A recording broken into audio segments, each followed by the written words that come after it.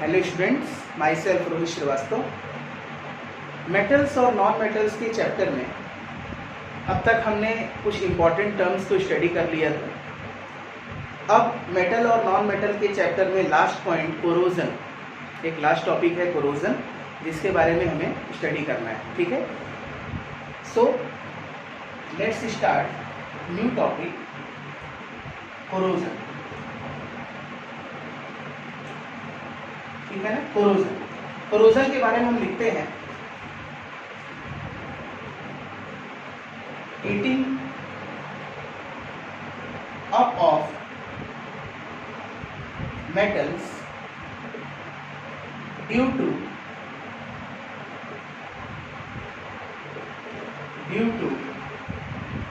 atmospheric condition ना, heating up of metals due to atmospheric condition. इसका मतलब क्या हुआ कि जब भी कोई मेटल एक एटमॉस्फेरिक कंडीशंस के कांटेक्ट में आए, मतलब हम कहें कि एटमॉस्फेयर में कौन कौन सी गैसेस प्रेजेंट हैं, तो हम कह सकते हैं oxygen, carbon dioxide, water vapours, nitrogen के कुछ ऑक्साइड्स हैं, सल्फर के भी कुछ ऑक्साइड्स हैं, पहले से प्रेजेंट है। ठीक है ना, तो जब इनमें से कुछ हम गैसेस को प्रायोरिटी देते हैं, जैसे oxygen, carbon dioxides, water vapours, कुछ इस तरह के होते हैं, जैसे सल्फर के भी कुछ एग्जांपल्स हैं मेटल्स के ऊपर, मैं उन्हें भी बताऊंगा आपको। तो उन गैसेस को अगर हम प्रायोरिटी दें और जब वो एटमॉस्फेरिक गैसेस किसी मेटल के ऊपर अटैक करती हैं, तो धीरे धीरे जब रिएक्शन होना शुरू होता है तो मेटल्स का कोरोड होना शुरू हो जाता है। ठीक है ना, यानी हम कह सकते हैं कि it is known as heating up of metals, यानी मेटल्स क्या हो रहे हैं, कोरोड होना शुरू हो रहे हैं, और इसी प्रोसेस को हम क्या बोलते हैं, कोरोजन।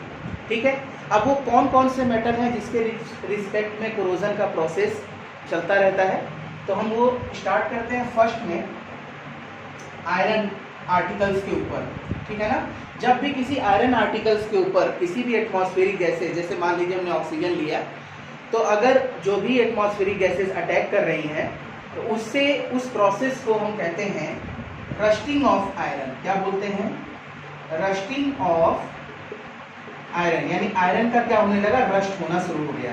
अब वो रिएक्शन किस तरह से पॉसिबल होती है, सबसे पहले हमने क्या लिया, एक आयरन का आर्टिकल लिया plus oxygen gas plus XH2O का मतलब क्या हो गया कि वहां पर कितने वाटर मॉलिक्यूल्स प्रेजेंट हैं वो हमें अभी नहीं पता, तो हमने किससे शो किया, इसको X से शो किया, और ये हमारे जो प्रेजेंट है वो कहाँ है, मॉइस्चरिक कंडीशन में, यानी मॉइस्चर में। ठीक है ना, अब देखिए जब ये रिएक्शन पॉसिबल होता है तो रिएक्शन होने के बाद क्या प्रोडक्ट का फॉर्मेशन हो रहा है, Fe2O3 डॉट XH2O ना, Fe2O3 डॉट XH2O।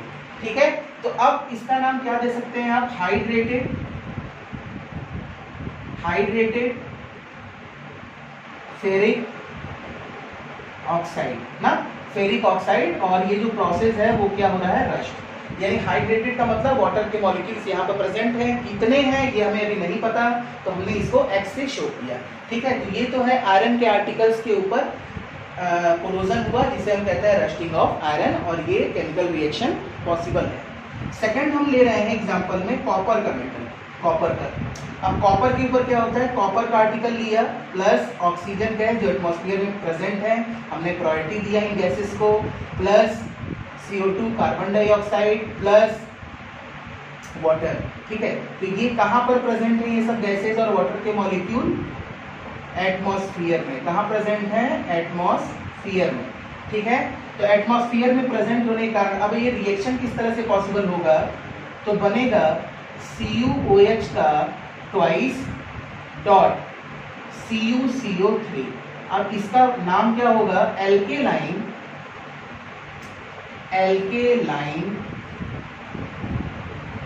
कॉपर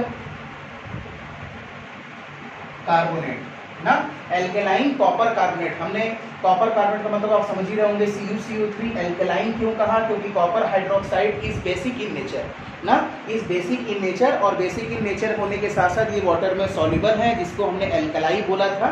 ठीक है, तो इसीलिए हमने क्या नाम दिया, CuOH के ट्वाइस को एल्कलाइन और कॉपर कार्बोनेट। ठीक है ना, ये दोनों मिलके प्रोडक्ट का फॉर्मेशन हुआ। ठीक है, अब हम एक और लेते हैं मेटल सिल्वर। ठीक है ना, सिल्वर। अब एक चीज और हम इसमें आपको बता दें, जो एल्कलाइन कॉपर कार्बोनेट था, ये हमारा जो कोटिंग हो रही थी वो कौन से कलर में आ रहा था, ग्रीन कलर में, इसमें आ रहा था ग्रीन कलर में, ठीक है, तो ये भी जानते रहिएगा। नेक्स्ट हमारा है सिल्वर। सिल्वर के बारे में हम क्या कह सकते हैं, देखो सिल्वर, ठीक है ना। अब सिल्वर से कैसे होगा, हमने लिया Ag प्लस, हमने क्या किया, अब यहाँ पर सल्फर के ऑक्साइड से, मतलब सल्फर के कुछ ऑक्साइड्स हैं जो सिल्वर पर अटैक करते हैं, तब क्या फॉर्मेशन होता है, सिल्वर सल्फाइड का, इसको बैलेंस कर देते हैं Ag2S, ठीक है ना, इसका क्या नाम है, सिल्वर सल्फाइड, ठीक है ना। जो कलर ये शो होगा वो कौन सा होगा, ब्लैक कलर, ठीक है। इस तरह से हमने क्या, 3 तरह के मेटल्स देखे जो कोरोड हो रहे थे। किस तरह से कोरोड हो रहे थे, सम एटमॉस्फेरिक गैसेस, जो कुछ गैसेस थी वो अटैक कर रही थी और धीरे धीरे मेटल्स का कोरोजन स्टार्ट हो रहा था। अब हम इस कोरोजन को किस तरह से प्रिवेंट कर सकते हैं, ठीक है ना, प्रिवेंट या प्रिवेंशन कैसे कर सकते हैं कि मेटल का जो कोरोजन है वो रुक जाए, ठीक है ना, मेटल्स कोरोड ना हो पाए। तो उसके लिए कुछ मेथड्स हैं, हम उसको भी पढ़ते हैं।